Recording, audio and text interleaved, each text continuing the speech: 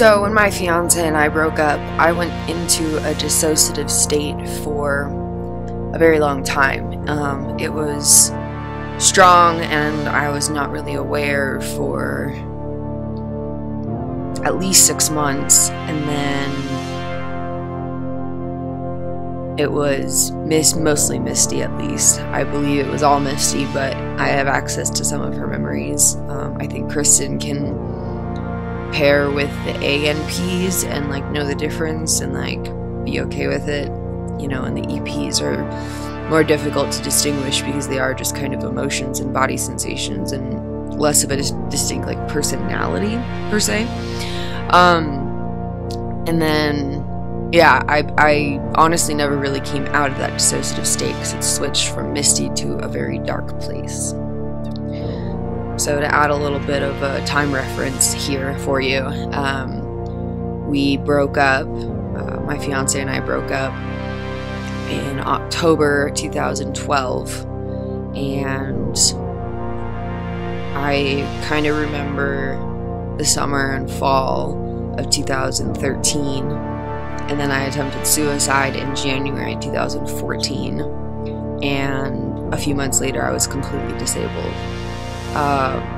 And I've been struggling to work my way back from that ever since, honestly. I was disabled as of September 2014, and I haven't held a job since, and my God, it's been a long time. I play with the numbers in my head of the timeline of my life all the time, but to say it out loud it's a little crazy.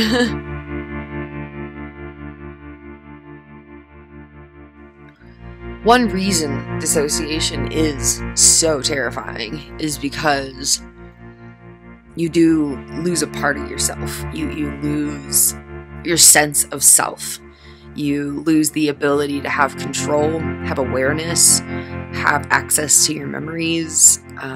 I mean, you know, how do you console yourself on bad days? Like, I don't know about you, but I would, you know, replay positive memories and reassure myself that that's where I would be again sometime, you know, and that surviving and coping and fighting for myself and my health is worth it. And when you don't have access to those memories or even feelings of those memories, like feeling happy or joyful or loved or, you know, treasured or worth it or fulfilled or purposeful or like whatever it is, like those positive feelings that make it all worth it, that, you know, help you. I don't have access to those when I'm in a bad place. So dissociation is truly terrifying because, you know, you really do like lose who you are and, you know, your ability to be yourself and be your best self. And, you know, that's always what I strive to be. And when I realized that in a way it's not even possible because I'm multiple selves, like, you know, or a broken self, like however you want to look at it, like, you know, it's hard to really define or clarify, but some days either of those feel like they could fit.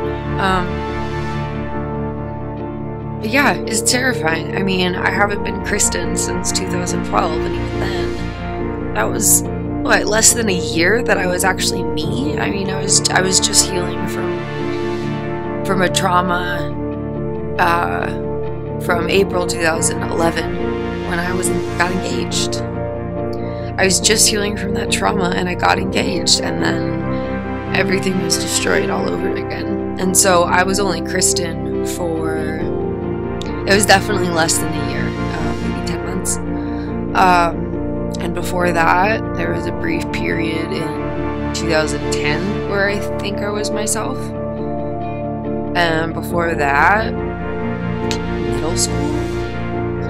And so, you know, finding my worth and finding my identity is a lot harder than it is for most people. And it's hard anyways. Like, that's a difficult quest on its own. But when you add dissociative identity disorder in the mix, it all just becomes 10 million times more complex and challenging and painful to get there. And it's absurd, the difficulties that dissociation can cause.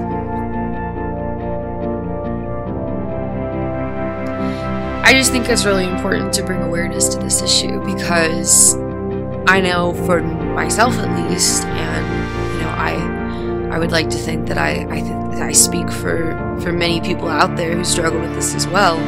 Dissociation is terrifying, and to go through it alone for years is not okay. And that's where people like me are stuck. And the more that we can bring awareness to this, the more that we can, cast a light in the darkness, the more that we can explain the chaotic, the more that we can explore the unknown, the more we can talk about it, the more that we can connect over conversation and community over an issue, rather than being terrified of someone being different and we don't understand, we don't know how to respond, and we don't get it, I have a few great friends, and it's only the people who understand dissociation to some extent, and only the people who take the time to get to know my dissociation in particular, that are real friends in my life, that know how to be a friend to me. And those people mean the world to me. And I'm so grateful for you few beautiful souls who are there for me in more ways than I could ever ask for. And for the rest of you, I really challenge you to learn something scary, to learn something new. And, whether it comes up someday or not, knowledge is power. And the more that you take the time to learn, the more you'll learn about yourself too. So I think dissociation is an extremely fascinating topic, and to experience and explain and explore it is a beautiful journey, and I invite you to join me.